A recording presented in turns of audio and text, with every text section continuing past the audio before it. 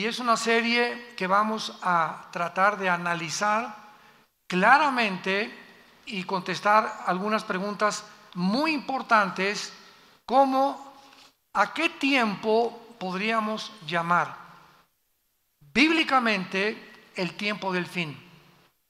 ¿Cuándo podríamos saber bíblicamente que la historia ha llegado al final de la humanidad? ¿Acaso podríamos responder que será cuando explote o estalle la Tercera Guerra Mundial, que será lo que acabará con la humanidad? ¿O será la segunda venida de Cristo lo que termine la historia humana? Y todas estas preguntas las vamos a responder en esta serie del libro de Daniel, porque el libro de Daniel contiene las más claras profecías de toda la Biblia en cuanto a los tiempos del fin. La conferencia anterior, esta es la segunda parte que compartí hace algunas horas, vimos claramente un panorama de todo el libro de Daniel y de las profecías de Daniel que culminan con el capítulo 12. Pero la ventaja de que tú traigas tu Biblia ahorita es que si la abres en el capítulo 11, del 40 al 45, que es lo que antecede al capítulo 12 de Daniel, encontramos que en estos 5 versículos anteriores al capítulo 12 encontramos las guerras final del anticristo, donde él va a enfrentarse con el rey del sur, el rey del norte, posiblemente va a mudar su campamento del anticristo de la zona del Medio Oriente a Jerusalén, porque el capítulo 11 de Daniel termina diciendo que plantará las tiendas de su palacio entre los mares y el monte glorioso y santo, mas llegará a su fin y no tendrá quien le ayude. Vemos pues que el capítulo 11 termina describiendo el anticristo ya en Jerusalén, donde ya tiene sus cuarteles generales, lo que nos indica que no siempre, cuando el anticristo surja, tal vez firme el tratado de paz con los judíos 3 años y medio antes, pero posiblemente él tenga sus cuarteles en Irak o en Siria o en esa región del Medio Oriente. Por alguna razón se moverá a Israel a los 3 años y medio de la semana 70 de Daniel, y a los 3 años y medio llegando a Jerusalén, el anticristo va a entrar al templo judío, que les permitió anteriormente reconstruirlo y meter dentro del lugar santísimo del templo judío una imagen de él que se llama la abominación desoladora. Este término, abominación desoladora, es una imagen que en el capítulo 13 del Apocalipsis se nos explica que el falso profeta va a hacer que el mundo adore esta imagen. Y el momento en que el anticristo introduzca esta imagen suya en el lugar santísimo, desde luego profanando y burlándose ya claramente de los judíos, Cristo dijo en Mateo 24:15, cuando vean la abominación desoladora, hablándoles a los judíos, que habló el profeta Daniel, corran a los montes, porque habrá tribulación como jamás la ha habido en toda la historia. Entonces el capítulo 12 del libro de Daniel inicia diciéndonos, en aquel tiempo, ¿cuál tiempo? Corresponde al versículo anterior. En el tiempo en que el anticristo se mude a Jerusalén, en ese tiempo que es a los 3 años y medio de la semana 70 de Daniel, se levantará Miguel, el gran príncipe que está de parte de los hijos de tu pueblo. El arcángel Miguel tiene asignada la misión especial y la responsabilidad, el deber de proteger y de cuidar al pueblo judío. Y esta es la razón, y nos da la respuesta de por qué Israel, a pesar de que todos los primeros 5 grandes imperios, desde el imperio egipcio, asirio, babilónico, los medos persas, los griegos y los romanos, 6 imperios, el romano fue después de Daniel, desde luego en tiempos de Juan, 6 imperios, que el último romano fue el que lo crucificó, fue el que destruyó Jerusalén y fue el que hizo que los judíos se esparcieran en todas las naciones del mundo, el imperio romano. Esto nos habla de cómo es posible que detrás de tanta persecución, este grupo étnico de judíos hayan podido sobrevivir.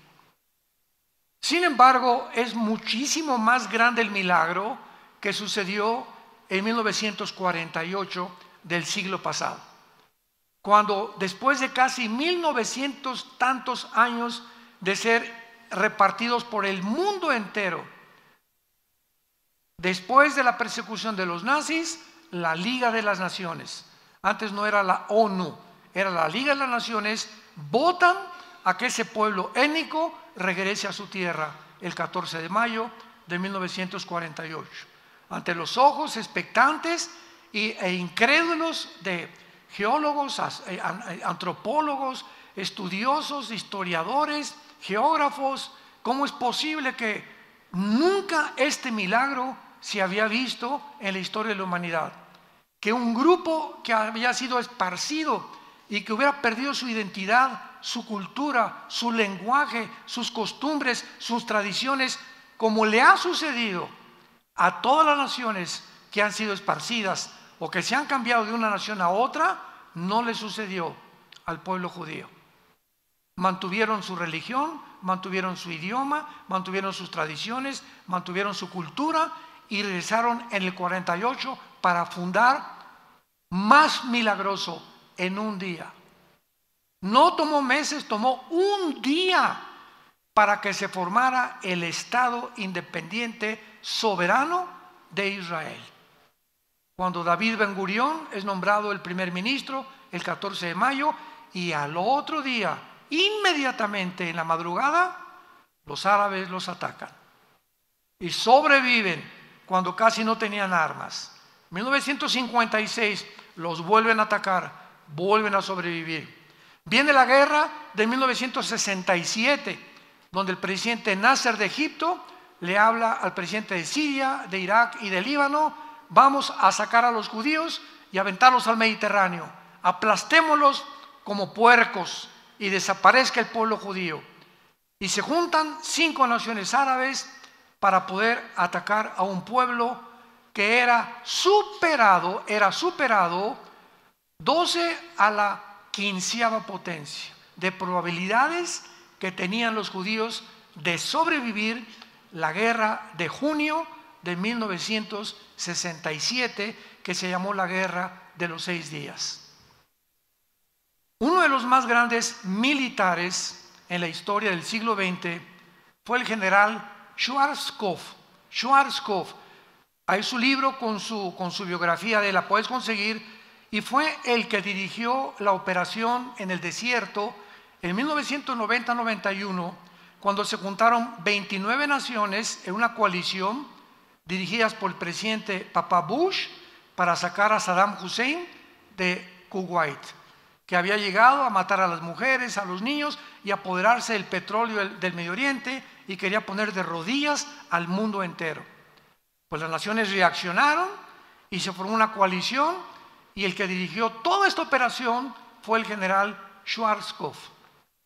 El general Schwarzkopf, cuando leí sus memorias hace algunos años, escribe lo siguiente: yo estudié en West Point, la mejor academia militar en Estados Unidos, y estudiamos las guerras del Peloponeso, las de Napoleón Bonaparte, de Carlomagno, los increíbles avances de Alejandro el Magno, que en casi 10 años conquista todo el Medio Oriente y parte de Europa y África, y todo Gengis Khan, y nunca en la historia de la milicia, escribe el general Schwarzkopf, había habido una guerra tan milagrosa donde no tenían 0 probabilidades de sobrevivir como la guerra de los 6 días. ¿Qué pasó en esta guerra? Bueno, pues se juntaron las 5 naciones árabes y los judíos, sabiendo que los árabes, principalmente en Egipto y en Siria, se levantan a las 7:30, 8 de la mañana y son considerados hasta el siglo XXI los judíos los pilotos más diestros y los mejores pilotos que los MiG rusos, que los de Inglaterra, que los F-35 de Estados Unidos. Los pilotos judíos se consideran los mejores pilotos del mundo. Ahora que fuimos a Israel, nos contaron nuestros guías que tienen las bases. ¿Dónde creen ustedes que tienen las bases ahora? Debajo de la tierra. Y de repente voy y sale un avión y voltea así, ¿dónde está? Se cierra inmediatamente, camuflajeado, el lugar de donde salió el avión. Ahora los aeropuertos militares y del Mossad se encuentran subterráneos. Increíble. Bueno, se levantan los judíos el 1 de junio a las 5 de la mañana y a las 6 de la mañana se dirigen al aeropuerto de Egipto y bombardean y acaban con toda la aviación egipcia en media hora. Se van a Siria y acaban con todos los aviones de sirios. Se van a Irak y acaban con todos los de Irak. En menos de 3 días tenían el control del aire. Y teniendo el control del aire, tienes el control terrestre del ejército y de la marina, si es que la marina va a intervenir. Que en este caso no intervino, no hubo necesidad. Y en 5 días habían llegado a las colinas del Golán, entraron a Jerusalén por primera vez desde que en el año 70 después de Cristo fueron expulsados, y ellos regresaron y entraron hasta las colinas del Golán, al norte de Israel, junto al mar de Galilea, que es la frontera con Siria. Se apoderaron de la frontera con Siria, las colinas del Golán, y al 6.º día, la Liga de las Naciones les mandó un recado: párenle. Y qué increíble que terminó la guerra en 6 días. ¿Saben por qué? Porque el 7.º tenían que descansar. Parecería una coincidencia, ¿no? Pero así fue como sucedieron las cosas. Bueno, pasó el tiempo y tuvieron que volver las colinas cerca de Egipto.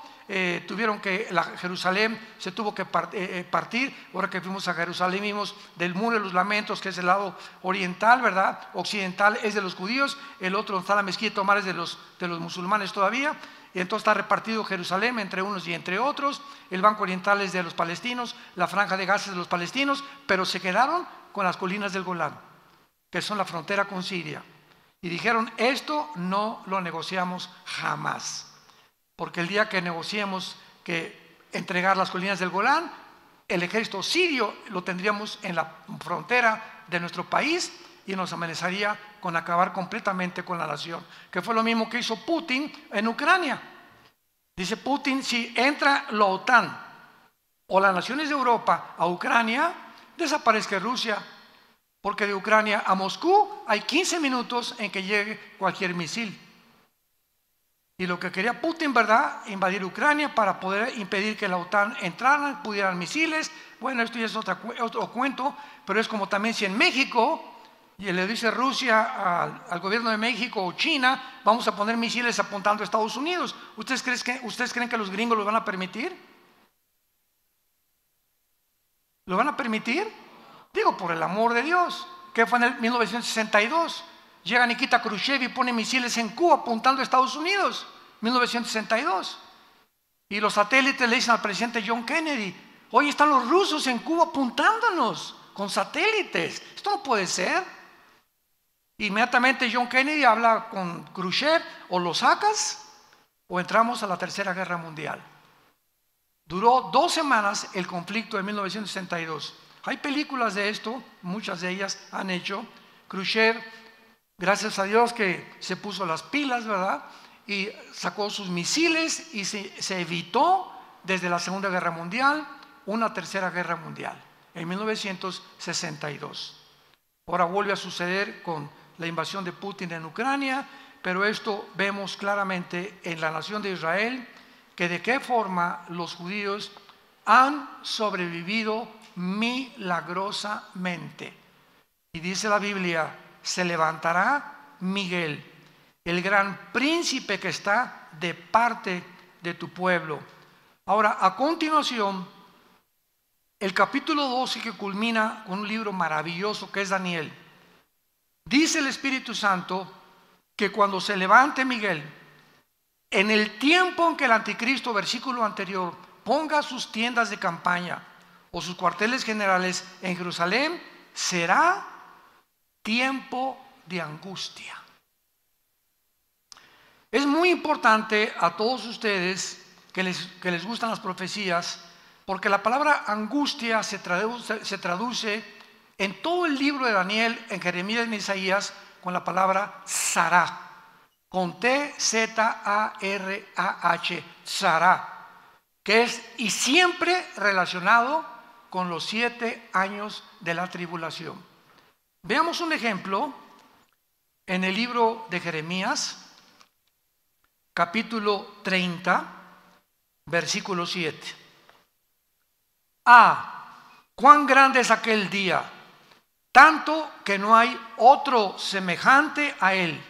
Tiempo de tzará, tiempo de angustia para Jacob, pero de ella será librado.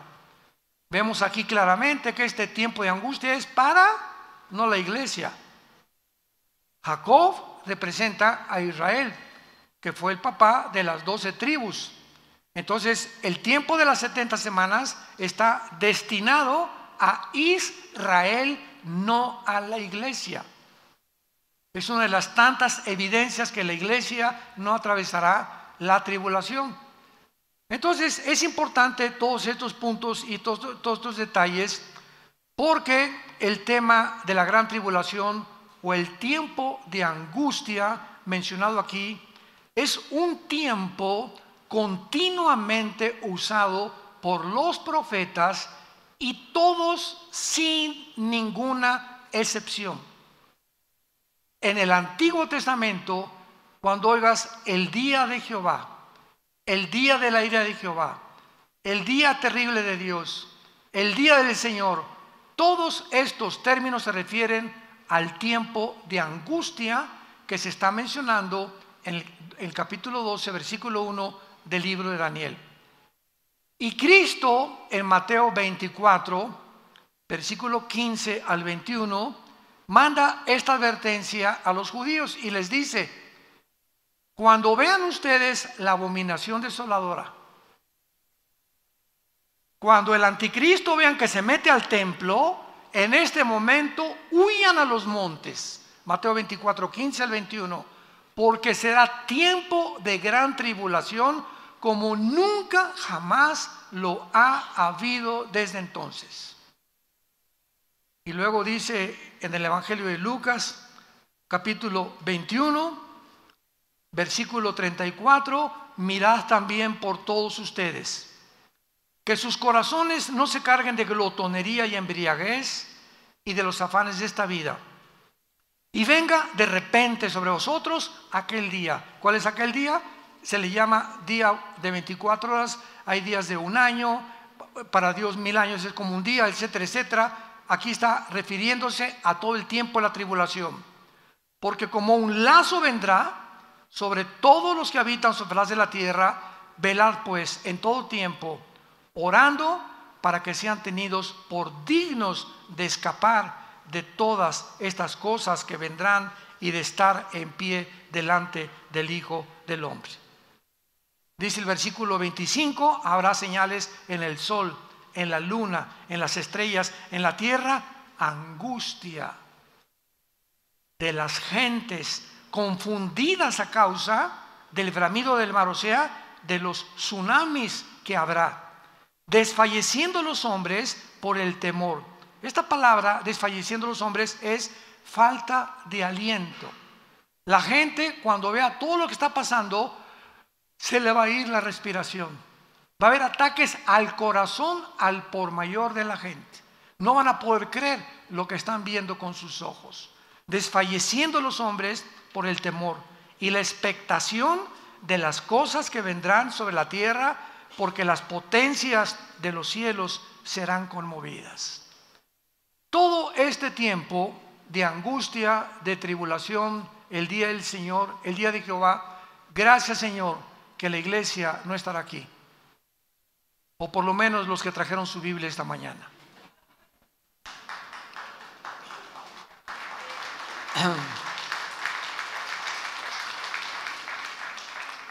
Ahora es interesante que desde el Antiguo Testamento, por ejemplo en el libro de Deuteronomio, capítulo 4, versículo 30, se profetizó esta angustia y este tiempo para Israel. Y dice, cuando estuvieran en angustia, la misma palabra, Sará, que se usa en Daniel 12:1.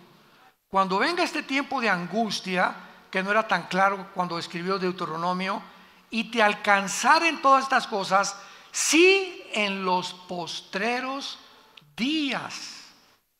Esta palabra en el hebreo, a los que les guste apuntar, apúntala, porque será la palabra clave en el libro de Daniel.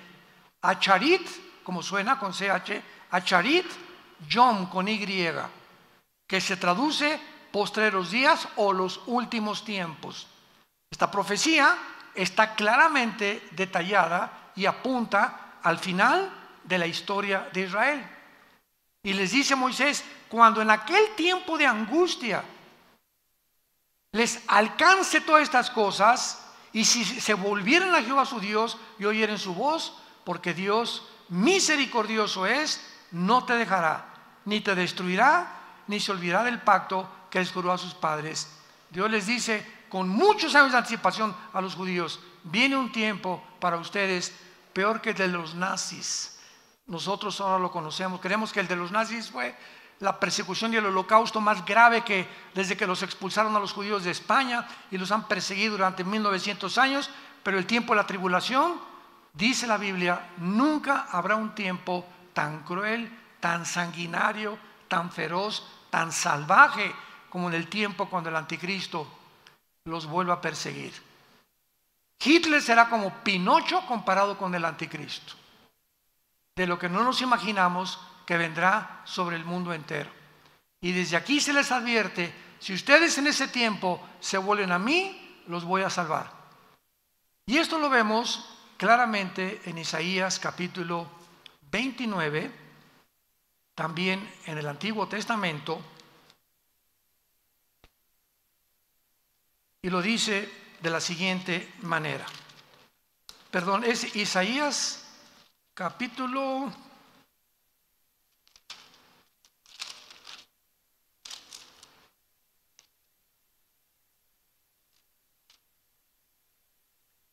Bueno, está en Isaías hoy también el versículo a la mano, que Dios va a esconder en un lugar especial al remanente, porque habrá un remanente nada más, o sea, un pequeño grupo de judíos que se van a salvar. Todos los demás judíos, igual que los gentiles en esta época, se van a condenar. Los que no hayan puesto su esperanza en el Hijo de Dios. Y vemos nosotros claramente también aquí, ¿verdad?, que entonces todos estos pasajes que hablan de la tribulación también se mencionan en el Nuevo Testamento. El apóstol Pablo en la segunda carta a los tesalonicenses, segunda carta a los tesalonicenses capítulo 2, versículo 8, hablando de este tiempo, escribe Pablo: y entonces se manifestará aquel inicuo, que es el anticristo, a quien el Señor matará con el espíritu de su boca y destruirá con el resplandor de su venida. Inicuo, cuyo advenimiento es por obra de Satanás, con gran poder y señales y prodigios mentirosos, y con todo engaño de iniquidad para los que se pierden. ¿Quiénes van a ser engañados? Todos aquellos que van a perderse en el infierno. Todos los seres humanos, millones de seres humanos, se burlaron de Dios, nunca quisieron aceptar a Cristo, quisieron independizarse ellos. Yo voy a hacer mis 10 mandamientos, no tengo por qué someterme a ese Dios, yo soy Dios, yo puedo crear realmente el mejoramiento de mi familia, de mis hijos, etcétera, etcétera. Entonces, estas personas van a ser engañadas.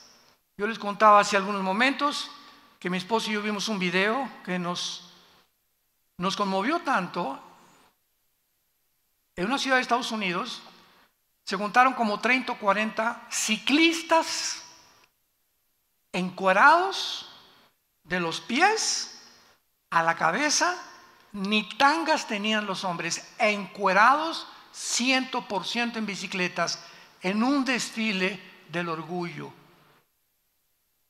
Y dices, bueno, Dios mío, claro que es una bola de psicópatas, ¿verdad? O sea, ya no, a más locura no se puede llegar.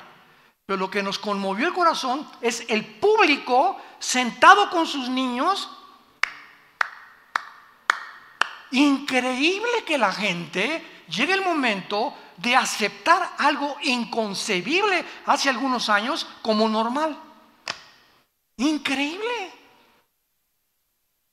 Hay un poder engañoso ya operando en el mundo, en las mentes de los seres humanos, donde ven algo asqueroso, algo que lastima a los niños para toda su vida y lo aceptan como algo normal para no ir en contra de la corriente, porque si el mundo dice que es normal, para mí es normal entonces, y el mundo se convierte en mi Dios y no su palabra, ni el Dios y Padre de Jesucristo. Y estamos en el tiempo, santos de Dios, en el que Dios te va a probar, a ti y a mí, para ver si es cierto de qué calibre estás hecho. Y cuando vengan esas tentaciones, que tú comiences a darte cuenta que comienzas a probar esto y poner en tu trabajo y en tu escuela para no ir en contra de la mayoría, comienzas a unirte a ellos bajo esas densas tinieblas bajo las cuales están, sin darte cuenta que al aceptarlo te metes a las mismas tinieblas y tu entendimiento queda enceguecido para siempre. Pablo llama en Romanos 1 mentes reprobadas. ¿Qué significa en el griego? Mentes, personas que ya no distinguen, ya no disciernen entre el bien y entre el mal. Ya no saben definir qué es una mujer. Increíble. Ya no saben definir lo que es un hombre. Ya no saben qué es un matrimonio. O sea, más locura no puede haber. Cuando ya perdemos la razón, la conciencia, la lógica, el sentido elemental, y donde ya comenzamos a pensar cosas que la energía satánica está operando en el mundo entero. Muy bien, ahora veamos que todas estas escrituras de la gran tribulación, y todo esto es el preludio, imaginémonos en la tribulación las locuras que va a haber, imagínense. Satanás en la forma del anticristo, los ángeles caídos en el mundo, los demonios aquí, por todos lados. Bueno, dice la Biblia, ¿verdad?, que será un tiempo como jamás en la historia ha habido, y toda la humanidad que se van a quedar aquí no se la van a acabar. Y todo esto es una preparación, porque antes de que Satanás lleve a cabo y ponga en práctica un sistema satánico, antes la humanidad tiene que estar preparada para acabar aceptando lo que no es aceptado como si fuera verdad. Y todo esto nos está preparando, te está preparando mentalmente para que lo peor que venga lo aceptes tarde o temprano. Tú y tus hijos serás responsables de lo que acepten tus hijos y tus nietos y mis nietos también, porque la sangre de ellos será sobre nuestras cabezas. Veamos en Isaías capítulo 13 las escrituras, algunas escrituras.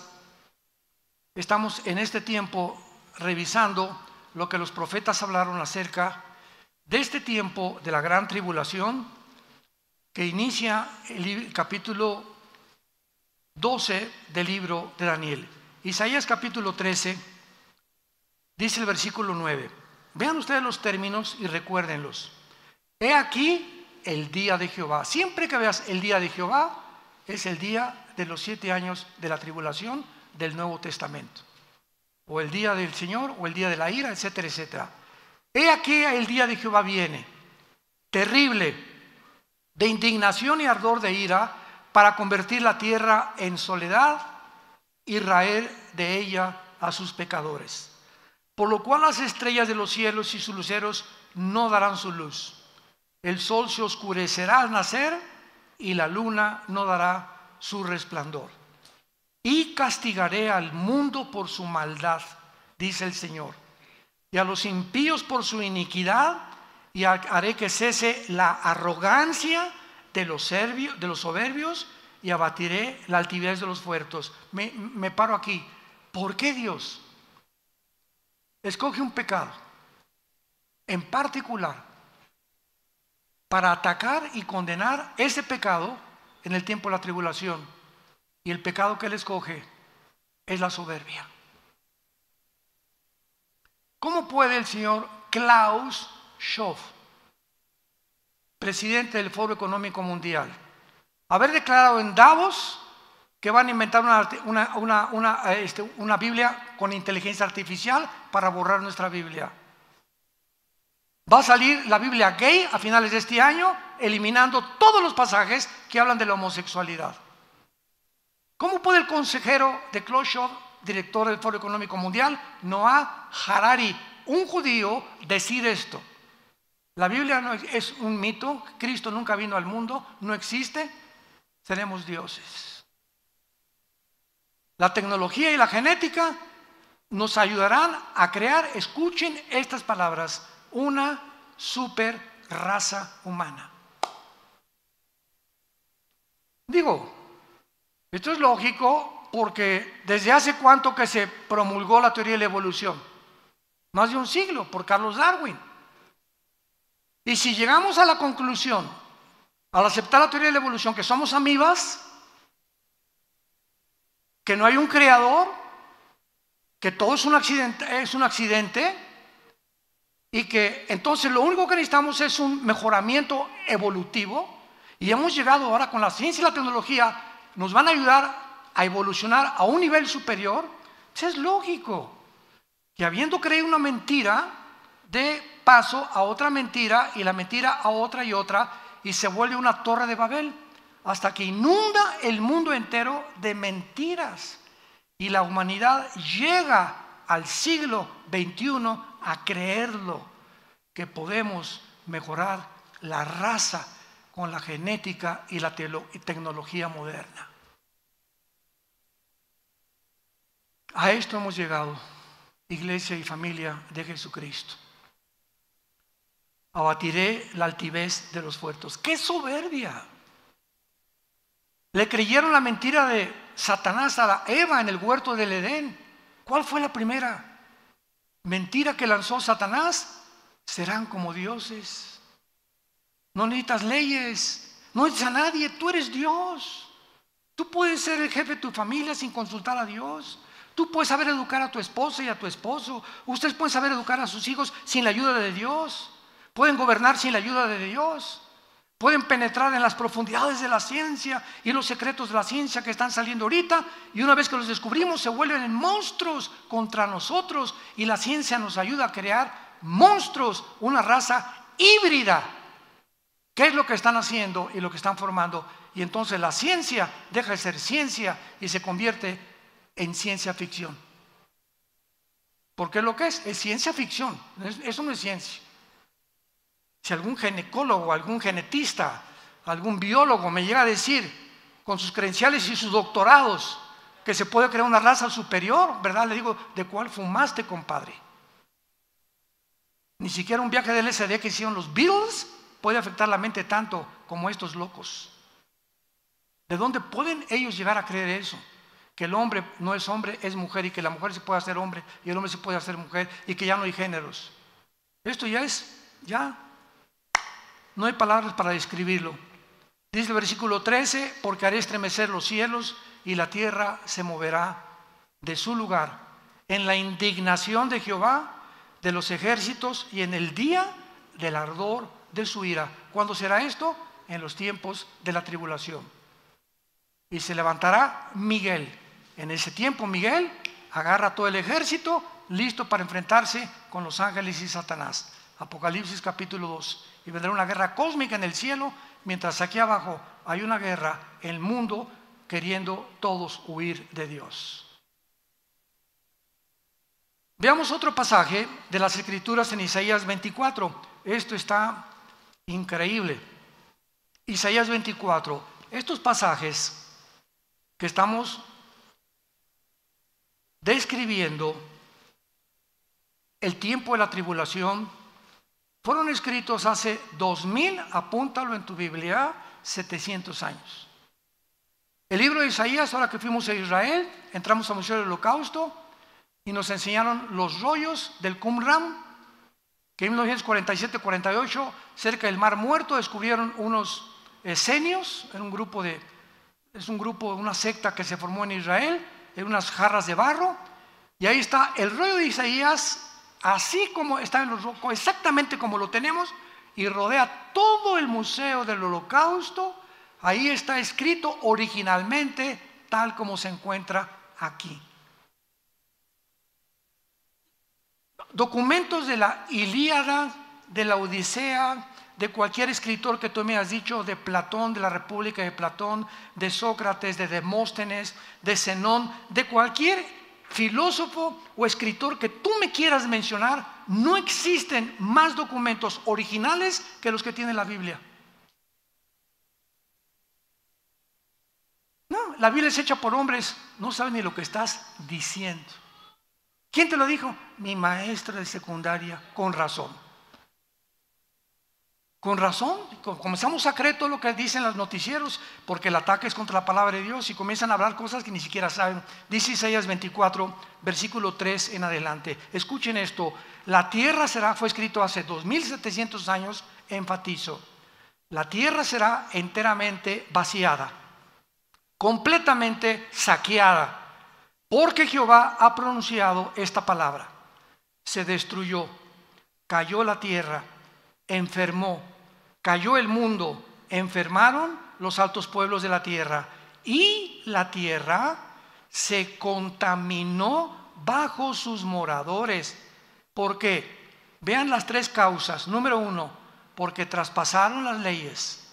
2, falsearon el derecho. Y 3, quebrantaron el pacto sempiterno. Por esta causa, la maldición consumió la tierra y sus moradores fueron asolados. Por esta causa fueron consumidos los habitantes de la tierra y disminuyeron los hombres. Número 1, hemos traspasado las leyes de Dios. Génesis capítulo 1, primer página de la Biblia. La uva va a producir la semilla que tiene uvas, no naranjas, ni papayas, ni chabacanos, uvas, porque el conocimiento y la información, dice Dios, que le puse a la uva, contienen los nutrientes y los minerales que no tiene la de la naranja ni la de la manzana. Las manzanas van a producir de acuerdo a las manzanas. Los perros siempre serán perros y nunca se va a cruzar un perro con una gata, porque el ADN del perro es diferente al de la gata. El rinoceronte no se puede cruzar con la yegua, ni el camello con un chivo. No mezclen nunca jamás las semillas. Desde antes que en 1860 Mengele comenzara a descubrir las herencias o la ley de la herencia, hasta 1954 del año pasado, del siglo pasado, el doctor Crick y el doctor Watson les dan el premio Nobel de Medicina por descubrir la molécula del ADN, el ácido desoxirribonucleico. Cuando leen esto, yo siempre lo dije, si Carlos Darwin hubiera conocido precisamente el ADN que está en las células, nunca hubiera escrito el libro El origen de las especies, que es la aberración más grande de la literatura que existe. Y ya Dios lo había establecido, pero comenzamos ahorita ya a cruzar vampiros con murciélagos, con palomas, y el chivo con un perro, y una oveja con un chivo, y estamos comenzando a producir mezclas, y siempre una mezcla entre dos ADN produce un híbrido. Cruza un caballo con una burra, ¿qué nace? Una mula, y las mulas son híbridas porque violaron las leyes de Dios. Por esta maldición viene sobre el mundo. No le eche la culpa a Dios, somos nosotros los que nos hemos creído dioses y podemos nosotros creer que podemos manipular la genética a nuestro antojo. Hemos falseado el derecho, ya no hay justicia en ningún lado. Los niños son traficados. Las Naciones Unidas, que es la institución que desde 1946-47 se formó para poder realmente traer respeto entre nación contra nación y poder defender los principios morales y éticos de las naciones, se convierte en el gran enemigo de las naciones, tratando de decretar la pedofilia como algo legal. Hemos falseado el derecho. Y hemos quebrantado el pacto sempiterno. ¿Cuál es el matrimonio? ¿Cuál es la institución más santa, más sagrada que existe en la Biblia? El matrimonio. No hay institución más santa y más sagrada que el matrimonio, porque es el vínculo y el bastión de toda sociedad. Las naciones están formadas por familias. Y cuando la familia es destruida y cuando ya son 2 hombres y 2 mujeres los padres de los niños, es cuando decimos, hemos quebrantado, nos hemos vuelto locos de creer que puede funcionar. Y finalmente les doy una estadística que les va a poner los pelos de punta, y es la siguiente. No lo dice la Biblia, lo dice los doctores de psiquiatría y psicología en Los Ángeles, California y en Nueva York. Escuchen esto. El 65% de las personas que se han hecho operaciones de cirugía para cambiarse de sexo o los transgénero se han acabado suicidando. El 65% de un ser humano que cree que no es lo que Dios lo creó, porque si tengo el cromosoma Y, soy varón. Y si mi mente me dice que no soy lo que mi biología y mi genética me dice, es porque mi problema no es físico, mi problema es mental. Traigo aquí tornillos flojos, aflojados por demonios que quieren robar mi identidad y decirme que no soy lo que Dios me creó. Y ese cambio entre mi mente y la genética hacen que se vuelva produzca una chispa en mi cerebro y en mis neuronas que me acaban finalmente volviendo loco para quitarme la vida. Porque acabas sabiendo que ya no sabes ni lo que eres. 65% de los transgéneros se quitan la vida.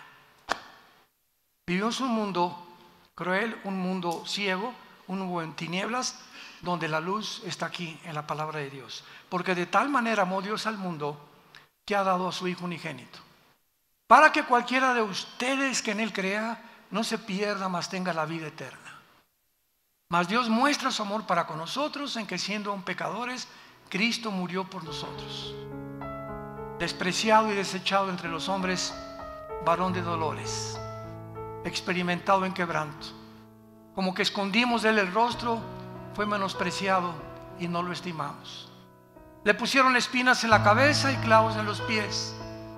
Y a los 3 días abrió la tumba para decirnos, yo soy la resurrección y la vida. Tu vida no va a acabar en la tumba, ni cuando te cremen. Tu vida después de la tumba sigue continuando y solamente hay 2 lugares: te reunirás conmigo o te condenarás eternamente. Y nunca digas que yo te condené. Como decíamos ahora que estábamos en Israel, decía el guía, si alguno nos bajamos del camión a un Belén, por ejemplo, y ahí está la hermana Chole comprando y el camión se fue, nunca diga, la dejamos, ella se quiso quedar. No me echen la culpa, dijo el guía. Y así es Dios, como dijo una viejita un día, Dios no manda a nadie al infierno, porque es un Dios bondadoso y misericordioso. Le dije, amén, amén, amén. Ellos se van solitos. Dios no manda a nadie a la condenación. Para eso mandó a su Hijo. Él no quiere que te pierdas, quiere salvar tu familia, tu matrimonio y tus hijos. Pero tenemos que obedecer el evangelio de su gracia. Padre, te damos gracias en esta mañana por tu preciosa palabra. La única luz que tenemos, nada hay torcido ni perverso en ella. Toda ella es recta al que entiende y razonables a los que han alcanzado la sabiduría. Aún en nuestra vejez estaremos fuertes y vigorosos y daremos fruto, para anunciar que tú eres la fortaleza de nuestra vida.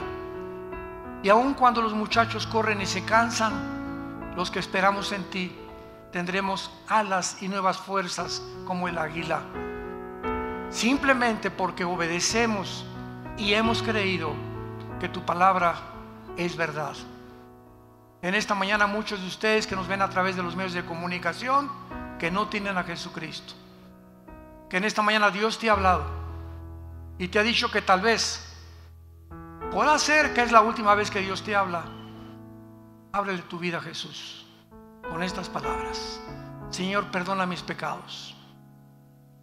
Sé que mi vida no te agrada y he vivido en un mundo de tinieblas, de desobediencia, de ansiedad, de estrés, de falta de esperanza. Mas ahora creo que tú resucitaste entre los muertos y te pido que entres a mi vida en este instante como mi Señor y Salvador. Creo que con tu sangre en la cruz pagaste toda la cuenta de todos mis pecados y nunca tendré suficientes palabras para decirte gracias. Gracias por tan grande salvación. En el nombre de Jesús. Amén. Dios bendiga su palabra. Los cielos y la tierra pasarán, pero mi palabra permanecerá.